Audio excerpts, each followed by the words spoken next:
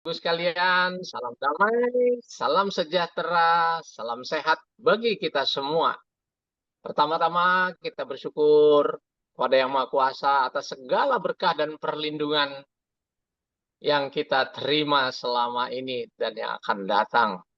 Dan juga kita bersyukur dapat berkumpul dan mengikuti seminar Pikti seri ke-220 yang kali ini bertajuk atau bertopik Profiler in Crime Identification and Headhunter for Employee Recruitment. Memang masa-masa sekarang ini tidak hanya kesehatan tubuh saja yang diperlukan di dalam masalah-masalah pekerjaan atau rekrutmen, tetapi juga terutama masalah mental. Nah, untuk itu kita mengikuti seminar ini dengan cermat.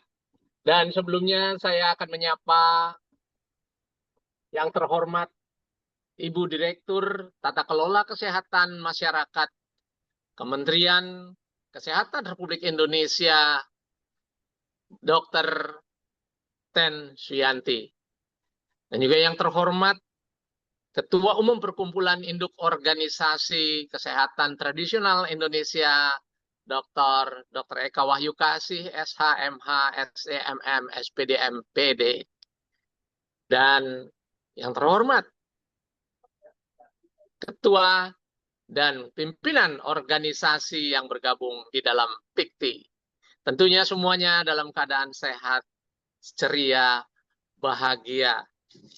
Dan tidak lupa yang terhormat, yang terkasih kepada semua peserta setia seminar Pikti yang kali ini mengikuti dengan cermat, yang mengikuti dengan penuh kegembiraan dan keceriaan.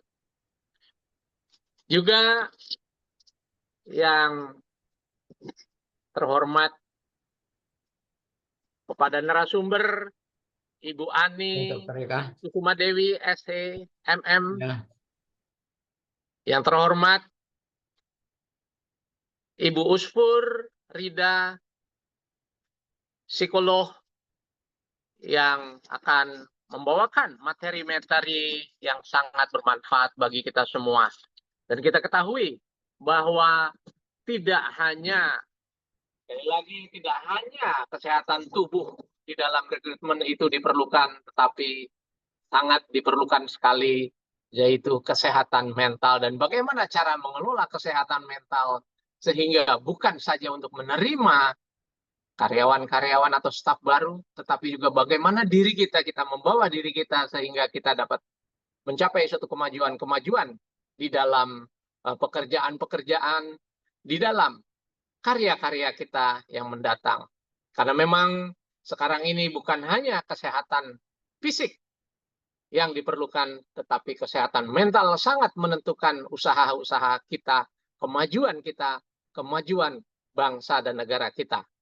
Baiklah, untuk itu kita simak baik-baik, kita perdalam semua segala sesuatu yang berkaitan dengan rekrutmen. Dan tentunya seminar ini akan dimoderatori oleh Ki Sunarto yang sangat luas dan sangat-sangat handal di dalam memoderatori seminar. Dan juga yang terhormat Bapak Ki AWJ sebagai MC. Baiklah, untuk itu terima kasih kepada para panitia, kepada semua sponsor yang mendukung berlangsungnya acara seminar Pikti seri ke-220 ini. Sekali lagi, terima kasih dan selamat berseminar. Monggo.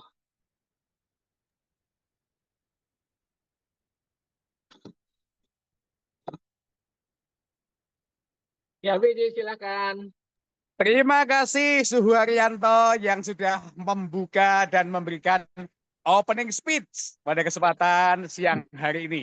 Baiklah Bapak Ibu hadirin yang kami hormati, kita akan memasuki sesi utama dari seminar Pikti di kesempatan siang hari ini, yang langsung akan dipandu oleh moderator hebat kita, Ki Dr. Sunarto Magister Humaniora dengan dua narasumber hebat kita, Ibu Ani dan Mas Ufur. Selanjutnya kepada Ki Dr. Sunarto Magister Humaniora kami persilahkan. Terima kasih Ki ABJ yang baik dari Daerah Istimewa Yogyakarta. Ibu, Bapak yang kami hormati, terkhusus yang sangat memperhatikan seminar Bikti ini. Seminar Bikti ini yang ke-220. Untuk kali ini mengambil tema di luar kebiasaan kami, namun menyentuh kemanusiaan kita semuanya. Kebiasaan kami menyinggung berkaitan dengan penyakit yang berkaitan dengan tubuh kita. Namun kali ini kita mengetahui, menyadari bahwa kehidupan ini tidak terlepas dengan suatu pekerjaan. Maka topik hari ini yang berkaitan dengan topiknya Profiler in Crime Identification Headhunter for Employee Recruitment. Kita mengetahui bahwa akhir-akhir ini banyak perusahaan-perusahaan, banyak kantor-kantor membutuhkan karyawan. Kalau di jalan-jalan tertentu, terutama apalagi di daerah di Jakarta Timur, kalau sedang saat musim rekrutmen pegawai negeri, di daerah Jakarta Timur di sana dengan depannya BAKN itu banyak sekali peserta-peserta dengan baju putih, bawaannya hitam, melamar pekerjaan. Pastinya kepingin jadi pegawai negeri. Namun dalam hal ini berkaitan dengan bagaimana tentang rekrutmen karyawan.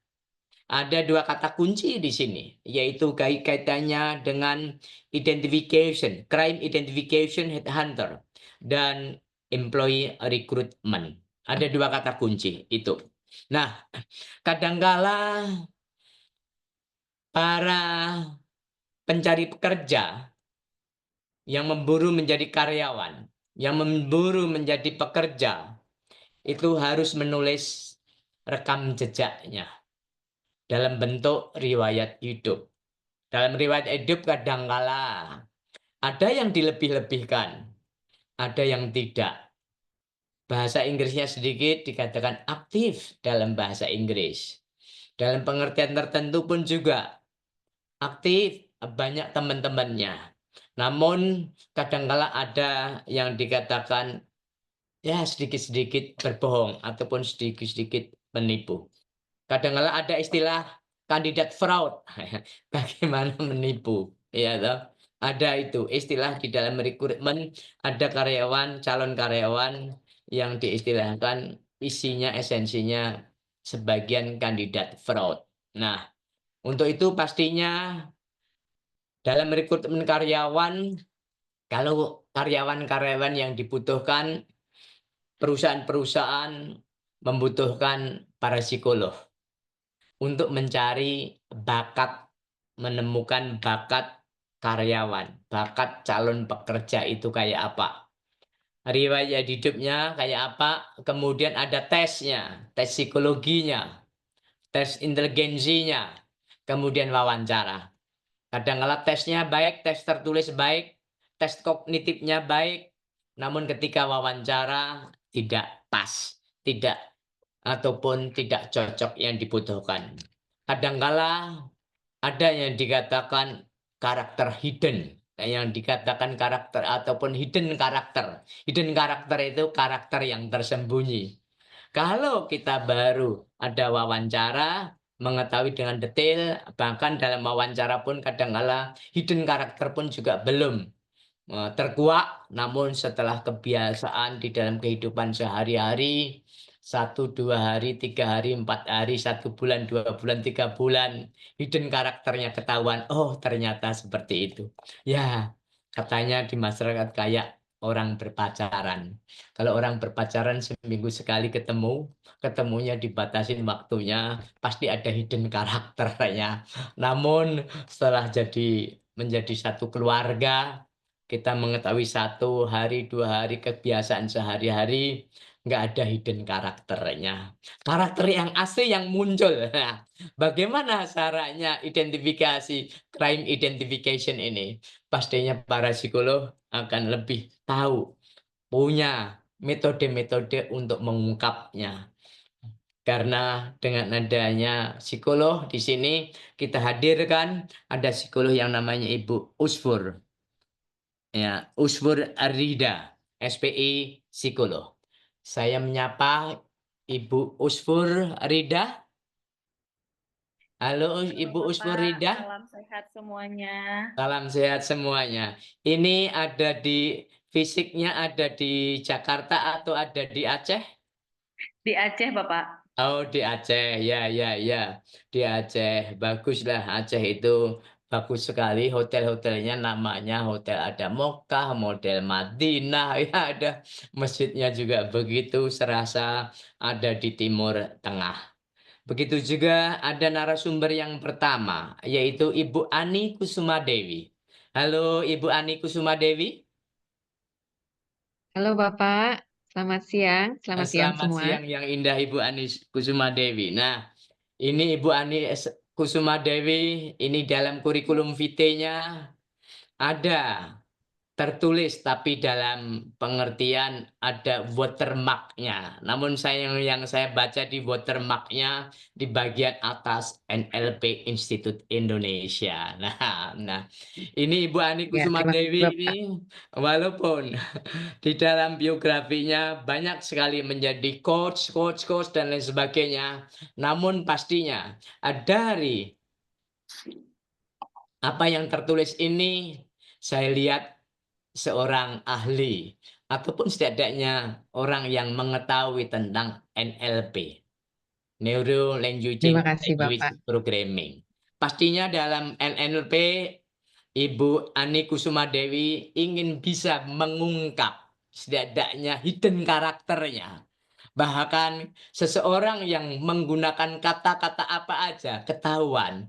Oh, ini modalitasnya apa? Apakah modalitasnya dari pendengaran? Apakah modalitasnya dari penglihatan dan lain sebagainya? Dan bahkan Ibu akan memberikan jangkar, jangkar ya, untuk mengungkapnya apa yang ada di balik seseorang itu di dalam identification crime ini. Kita tahu banyak peserta-peserta yang ingin mencari pekerjaan baru, apalagi tahun lalu kita disibukkan dengan pemilihan umum, pemilu, kemudian pemilihan anggota DPR. Lah, itu banyak sekali yang ya kandidat fraud-nya. Baru terungkap, oh ternyata karakter aslinya seperti itu. Pastinya dengan pengalaman-pengalaman Ibu Ani Kusumastuti, boleh saya bacakan Ibu Ani Kusumadewi, maaf, Ibu Ani Kusumadewi, SAMM, Executive Coach International Coaching Community USA. International Coaching Certification Success Factor Modeling Next Generation Entrepreneur Deal Strategy Group Partnership with NLP Institute of Indonesia. Nah, besok kapan-kapan kita hadirkan Ibu Ani berusaha berkenan untuk hadir sebagai narasumber lagi yang berkaitan Siap Bapak, bagaimana mengungkap dengan senang hati. penyakit seseorang, bagaimana penyakit mental seseorang. Ya, ditinjau dari perilakunya, ditinjau dari kata-katanya, ditinjau dari diksinya. Ya Ibu ya, Ibu Ani. Nah, Dengan senang hati walaupun Pak, terima NLP kasih. ini sebagian disebutkan sebagai bidang ilmu disiplin ilmu, ada yang masih menyebutkan masih pseudoscience. Namun keberadaan NLP sangat penting sekali. Dan bahkan ada yang menyatakan bahwa NLP tidak lain sama dengan hampir-hampir sama dengan hipnosis. Ada yang mengatakan seperti itu. Namun ciri cara kerjanya hampir sama. Namun pastinya NLP untuk mengungkap bagaimana mengembangkan kepribadian kita. Nah, begitu juga Lab Profile Practitioner. Practitioner Neuro Linguistic Programming from NLP University Santa Cruz, California. Wah, pengetahuannya langsung dari Amerika. Kemudian Certified Public Speaker, CPS from Indonesian Professional Speaker Association. Nah, Ibu Ani Ibu Ani Kusuma Dewi tinggalnya di Jalan Angkasa, Kafling B 6 Komplek MGK Kemayoran, Gunung Sahari. Di sekitarnya Gunung Sahari kemarin di daerah Ciung ya Bu ya, ada kebakaran ya. Nah, ya, kasihan sekali. Ada 1.000 rumah tangga yang mengalami kerugian seperti itu. Saya berpikir, wah jangan-jangan setelah itu kelak suatu saat itu dibebaskan untuk perusahaan-perusahaan tertentu. Itu umumnya seperti itu. Ya, pastinya dengan pengetahuan dan pengalaman Ibu Ani Kusuma Dewi dalam mengungkapkan seperti ini, khususnya untuk rekrut karyawan sangat penting sekali. Dan bahkan saya kemarin itu 2 minggu yang lalu sampai saat ini minggu depan pun juga ada sebuah rumah sakit yang di sekitar Kemayoran di daerah Sunter di situ. Dari Kemayoran yang dekat ke Sunter Bu ya, kira-kira 2,5 kilo di situ. Minta tolong sama saya, rumah sakit itu mencari direktur utama. Karena direkturnya ya kurang koordinasi di perusahaan itu. Untungnya sudah menemukan direktur. Saya menggunakan ya bagian-bagian pengetahuan pengalaman lain lagi ya. Oke, narasumber yang kedua yaitu adalah Ibu Usfur Rida. Maaf, Ibu, betulkah saya membacanya Ibu Usfur Rida? Betul Bapak Oh. Usfurida. Oh ya ya ya. Sebab kami kemarin itu di memori saya itu isinya hanya kok Rido gitu loh. Laki-laki ya Pak. Antara Terbiasa Rido Pak, ke sangkai Mahkamah laki-laki. Konstitusi, Rido ke Mahkamah Konstitusi. Ternyata masuk ke nggak jadi. Jadi nggak Rida ke Mahkamah Konstitusi. Ya toh. Artinya apa? Jakarta daerah istimewa ini ya mendapatkan ridhonya juga, bukan manusianya, tapi ridhonya para pemilih-pemilih di Jakarta. Ya, itu. Personal profile Ibu Usfur Rida, SPI MPC Psikolog. CEO Dame, konsultan psikologi. Sebagai lecturer, dosen, beberapa tahun lagi syukur kalau bisa sudah akan menjadi lektor kepala terus jadi guru besar, pastinya kepinginnya seperti itu ya toh. Amin. Seorang psikologis, brain spotting practitioner psikoterapi. Nah, psikoterapi. Oh, oke. Asesor BNSB, bidang apa juga? Asesor BAN PDM. Nah, itu. Kemudian ternyata pendidikannya S2 Magister Profesi Psikologi UGM tahun 2010 sampai tahun 2013. Pastinya kalau 2010 kalau sampai 2013 itu dekannya Mbak Krebo. Ya, kenal Krebo, Mbak? Dosen Krebo. Bukan Bu Pak, masih Bu Supra saya. Oh, masih bukan Bu Krebo ya, Bu. Si Krebo itu sudah guru besar. S1-nya psikologi di UII Yogyakarta 2001 sampai 2005. Kalau psikologi UII itu di Jalan Taman Seso atau di Jalan Kaliurang Bapak. Oh, di Jalan Tegal. Kaliurang. Ya. Iya. Jadi melintas dekat sekali. Di mana ada fakultas yang ada di UGM, UII Nimbrung. Karena ya dosennya hampir banyak kesamaannya. Pekerjaan aktifnya, Pak Mama dari 3 anak laki-laki. Mama dari 3 anak laki-laki. Biasanya kalau ada mama dari 3 laki-laki, 2 anak laki-laki di tempat lain, teman saya ada yang mengatakan, wah, saya sebagai mama dari 2 anak laki-laki dan saya sebagai mama dari istri kedua. Di tempat lain ada. Gitu ya. Dosen psikologi UIN Araniri Banda Aceh. Waktu kemarin saya juga ke Aceh, saya lewat UIN Araniri. Kemudian Direktur DAME, konsultan Biro Psikologi, praktek psikologi DAM konsultan, praktek psikologi, UPTD praktek dan asesor badan akreditasi. Profilnya yaitu adalah HIMSI Aceh, Jadi kalau ke Jakarta mampir di HIMSI DKI ya Bu ya. Ya, Pak. Ya. APSI, Ketua Asosiasi Psikologi ya, dan APSI4 Aceh, Ketua Divisi Kerjasama. Pengalaman partisipasi, 1 juri pemilihan agam, juri duta bahasa Profesor Provinsi Aceh, duta bahasa, jurihan provinsi dan lain sebagainya. Banyak sekali. Talk show, banyak sekali. Yang tak kalau hal yang biasa ini, kalau talk show kesehatan mental ini bagus sesuai dengan psikolognya, dan yang ngeri sedap ini talk show kekerasan seksual pada anak dan remaja di TVRI ya. Kelak suatu saat ada sebagai talk show kekerasan seksual pada orang dewasa gitu ya Bu ya. Oke Ibu Bapak sekalian, profilnya Ibu ini banyak sekali pengalaman, presentasinya banyak sekali, dari pemateri parenting sampai workshop sampai dialog, dari pengalaman presentasi, dari 5 daya dan sebagainya, pokoknya banyak sekali. Namun nantinya Ibu Bapak sekalian peserta seminar PIKTI akan mendengarkan paparan dari Ibu Ani Kusuma Dewi dan Ibu Usfur Rida.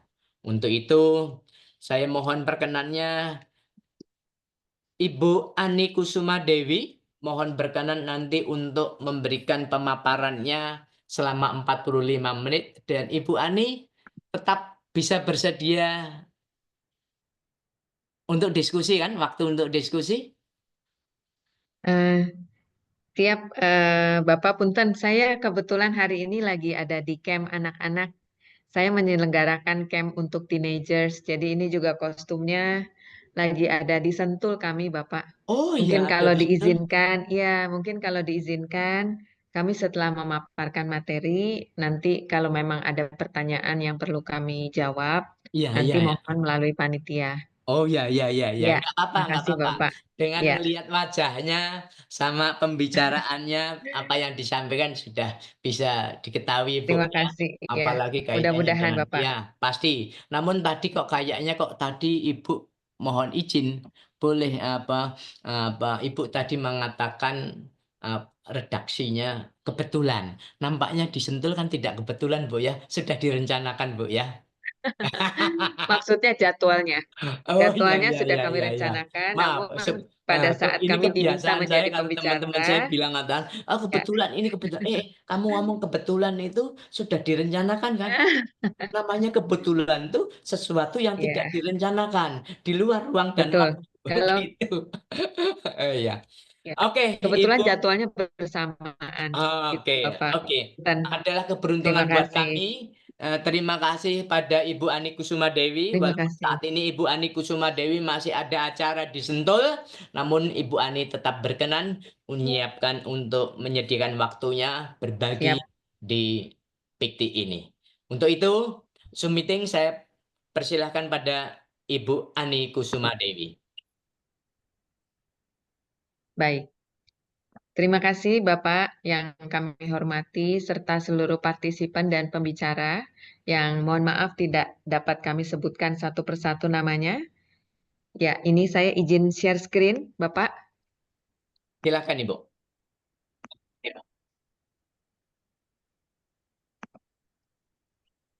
Ya, terima kasih sudah terlihat ya. Mungkin sedikit menambahkan Bapak Ibu yang kami hormati dan kami cintai dimanapun Anda berada, sedikit pengalaman kami di dunia profesional, di dunia HR selama 20 tahun di berbagai perusahaan multinasional.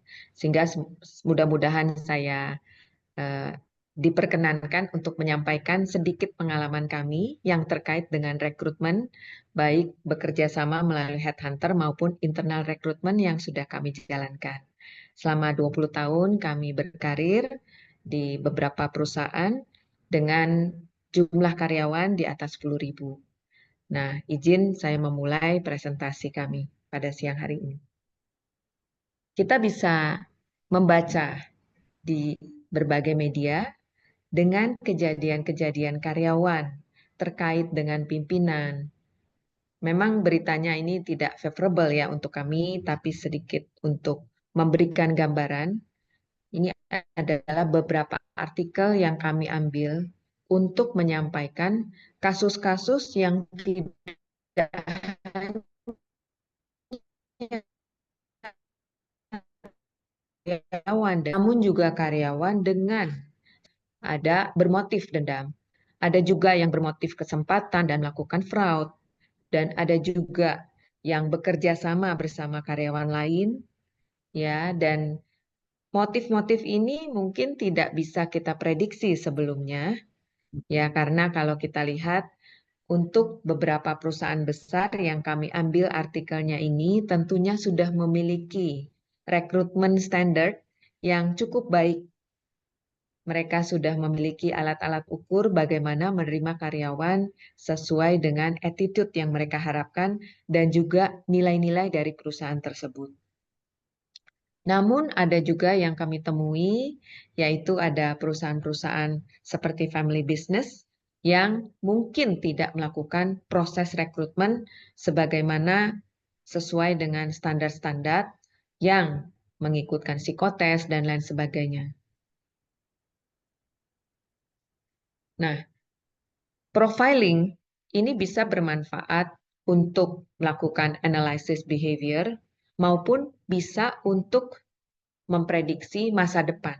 Sekiranya ada tantangan atau ada kejadian atau situasi di mana si karyawan ini terlibat di dalam satu perusahaan dan di dalam satu organisasi, apa kira-kira yang karyawan ini akan lakukan di saat atau menghadapi situasi tersebut. Sehingga profiling ini bisa bermanfaat untuk crime risk and business, untuk menganalisa, dan juga sebagai data untuk pertimbangan psikologis. Saya ingin bercerita tentang beberapa kejadian yang saya alami pada saat saya berkarir, dan ini tidak bisa kita samaratakan mengenai pola, latar belakang, ataupun misalnya karakter-karakter yang tadinya kita pastikan atau mungkin kita pelajari atau berdasarkan dari hasil adalah karyawan yang memiliki attitude yang baik. Nah, namun seiring dengan berkembangnya atau ada triggering-triggering hal tertentu yang menyebabkan karyawan ini melakukan perilaku yang berbeda. Contoh misalnya ini tahun sekitar 2005. Di mana seorang messenger yang sudah 6 tahun bekerja memiliki trust atau diberikan trust yang begitu besar oleh pimpinan keuangan dan biasanya melakukan penagihan dan akhirnya melakukan fraud. Karena memang kondisi keuangan yang dihadapi pada saat itu, kondisi pribadi si karyawan, si messenger, yang akhirnya menyebabkan si messenger ini mengambil uang tagihan-tagihan tersebut. Kemudian kalau kita berbicara di level purchasing, kepercayaan pimpinan kepada si karyawan purchasing, membuat satu SPK atau PO kepada pihak ketiga, dan akhirnya membuat si purchasing ini yang sudah 10 tahun lebih berpengalaman dan bekerja di perusahaan yang sama, memiliki motif untuk melakukan fraud dan akhirnya terbongkar. Ya, sehingga kita bisa pahami bahwa adanya kesempatan, adanya internal kontrol yang lemah, adanya motif-motif tertentu atau motif pribadi dari si karyawan menyebabkan kondisi-kondisi fraud ini terjadi. Kalau kita lihat di level manager, bahkan ada kasus di mana seorang property manager yang memiliki kepercayaan atau mendapatkan kepercayaan dari para tenant. Ya, ini juga kalau kita nilai tenantnya cukup premium, Ibu Bapak, dan menitipkan uang-uang collection itu kepada si manajernya. Akhirnya dikelola dengan tidak baik dan dimanfaatkan untuk kepentingan pribadi. Kemudian kalau kita bergeser sedikit ke perusahaan retail, ya saya menemui juga ada area manager yang dalam proses stock opnam setiap bulan itu bisa melakukan tukar-menukar barang dari toko satu dengan toko lainnya. Sehingga pada stok opnam tidak dapat ditemukan perselisih atau jumlah selisih barang, dan setelah stok opnam, barang itu bisa dikembalikan ke toko yang dimaksud.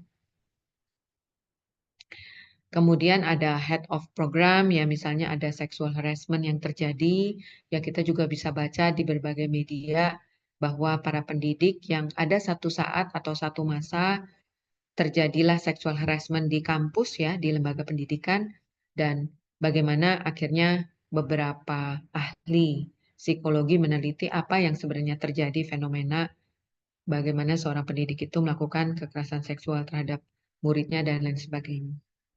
Kemudian saya juga menemui C-level, ya kita pernah rekrut dari luar negeri yang ya di awal-awal memang memiliki satu attitude yang baik ya. Namun setelah kontraknya selesai tidak diperpanjang, akhirnya melakukan penghapusan file perusahaan.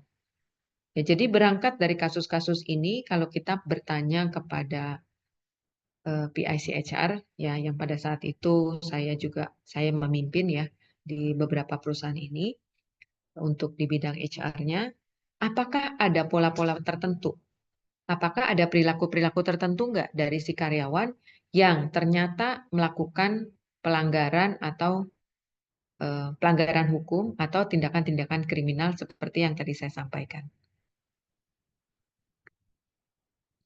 Nah, namun juga ada kasus-kasus di mana kita menerapkan ya tes-tes psikologi, assessment profiling untuk melakukan assessment di level-level yang sangat senior ya biasanya.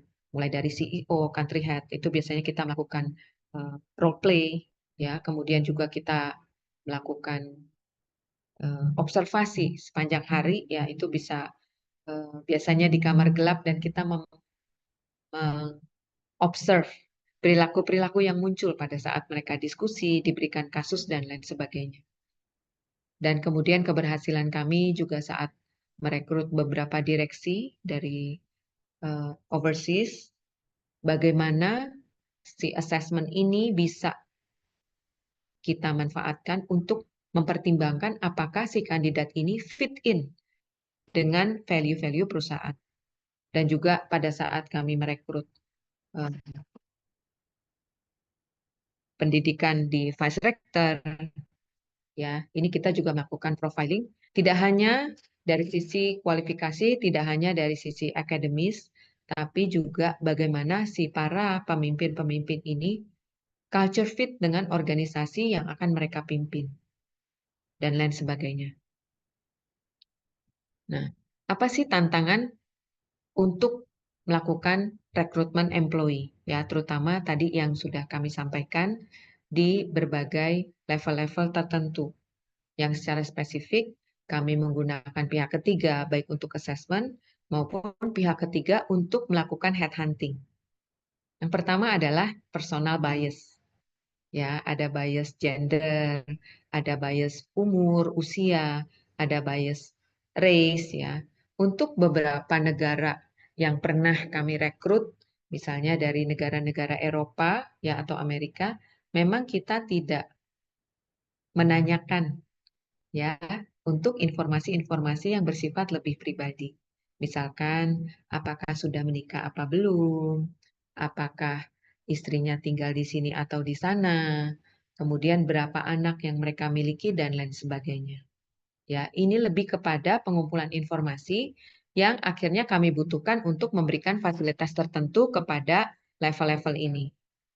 Kemudian yang berikutnya adalah culture fit. Ya, untuk memprediksi keabsahan si kandidat ini dengan nilai-nilai organisasi ataupun bagaimana perilaku-perilaku atau performance yang diharapkan oleh perusahaan.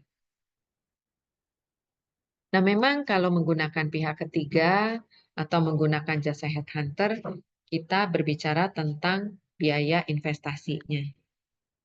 Ya, kenapa? Karena biasanya si headhunter itu melakukan tugas-tugasnya sampai dengan meneliti kandidat-kandidat yang diharapkan bisa memimpin sekaligus juga bisa mempercepat kemajuan perusahaan.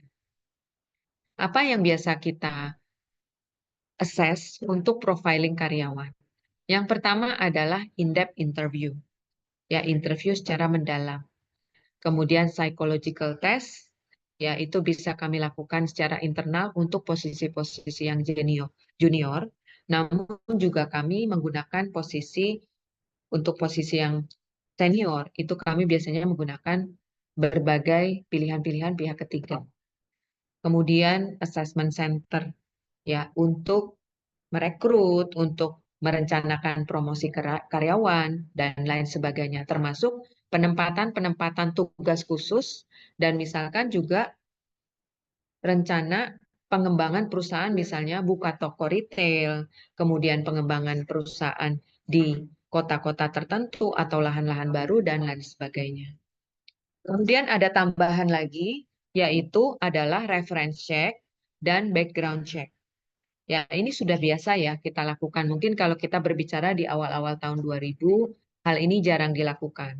Namun untuk di sekitar tahun 2010, ya masyarakat kita sudah cukup maju dan bahkan memberikan nama-nama referensi yang bisa memberikan tambahan informasi terkait dengan performance si karyawan ini di organisasi sebelumnya. Kemudian juga ada tambahan di sosial media.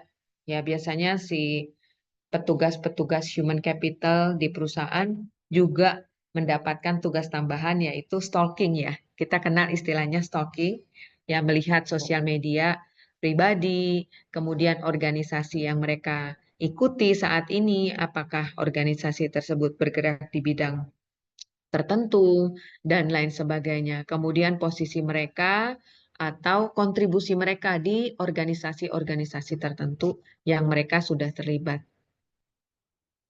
Nah, apa sih manfaatnya untuk assessment test ya atau profiling test?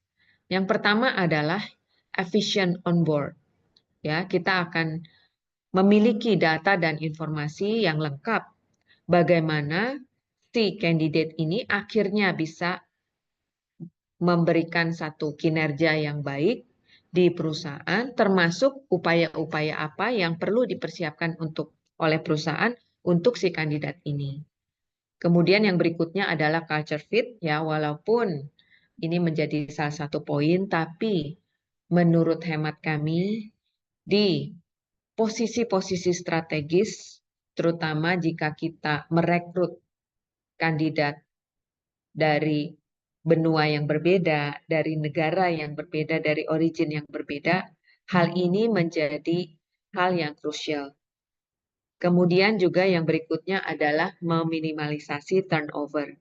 Ya, tentunya keberhasilan seorang rekruter itu akan dinilai juga bagaimana si kandidat ini setelah direkrut, mereka akan perform, dan akhirnya bagaimana mereka memiliki masa kerja atau length of service yang baik bagi si perusahaan tersebut. Tidak hanya untuk rekrutmen, namun profiling ini sangat bisa kita lakukan untuk berbagai stages di dalam aplikasi human capital division di perusahaan. Mulai dari rekrutmen, mulai dari penempatan karir, kemudian pengembangan si karyawan tersebut, bagaimana mendukung pengembangan perusahaan, dan lain sebagainya seperti yang sudah kami sampaikan, bahkan bagaimana merencanakan exit atau separation untuk karyawan-karyawan yang sudah mendekati masa pensiun. Nah, apa sih yang menjadi bahan pertimbangan jika kami atau si human capital ini melakukan identifikasi ataupun stalking ya secara pribadi untuk kandidat-kandidat yang akan kami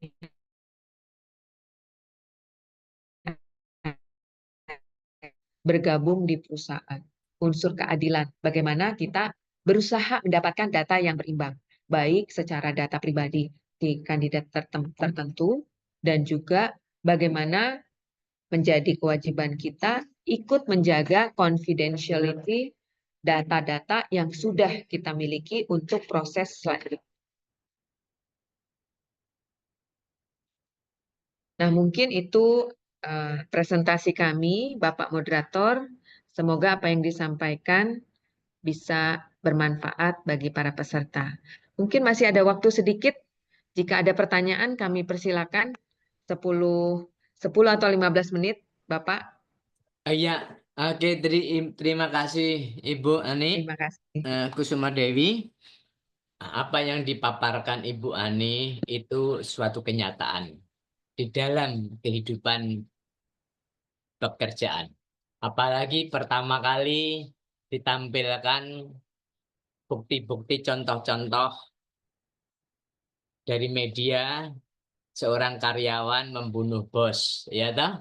Kemudian fraud dari area manajer, fraud dari pengambil keputusan perusahaan dan lain sebagainya. Nah, dalam hal ini memang itu kadangkala yang saya maksudkan adalah tadi hidden karakter ya, karakter yang masih tersembunyi terutama